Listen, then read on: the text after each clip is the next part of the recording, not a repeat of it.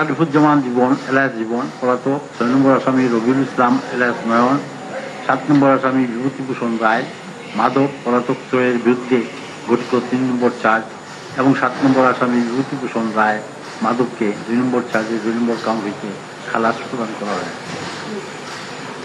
৮ নম্বর আসামি মোহাম্মদ আমির হোসেন, ৯ নম্বর আসামি সুজন চন্দ্র রায়কে তাদের বিরুদ্ধে গঠিত ১ নম্বর চার্জের ১ নম্বর কাউন্টে ইন্টারন্যাশনাল ক্রাইমস ট্রাইব্যুনাল অ্যাক্ট 1973 এর যথাক্রমে সেকশন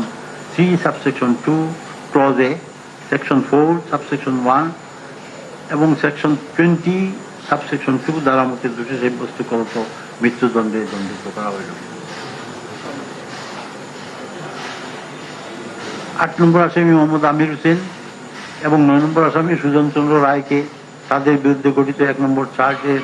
২, ৩, ৪ নম্বর কাউন্ট এবং ২ নম্বর চার্জের ১, ২ নম্বর কাউন্টিতে খালাস প্রদান করা হয়েছে। ১০ নম্বর আসামি মোহাম্মদ শরীফুল ইসলামের বিরুদ্ধে গঠিত ১ নম্বর চার্জের ৩ নম্বর কাউন্ট এবং ২ নম্বর চার্জের ১ নম্বর কাউন্ট এবং ৩ নম্বর চার্জে the international crimes tribunal act 1973 এর যথাক্রমে সেকশন 3 সাবসেকশন 2 ক্লজ এ, সেকশন 4 সাবসেকশন 1, সেকশন 20 সাবসেকশন 2 এবং সেকশন 3 সাবসেকশন 2 ক্লজ জি, সেকশন 4 সাবসেকশন 1, সেকশন 20 সাবসেকশন 2 দ্বারা মতে দোষী সাব্যস্ত ক্রমে ৫ বছরের সশ্রম কারাদণ্ডে দণ্ডিত করা হইল।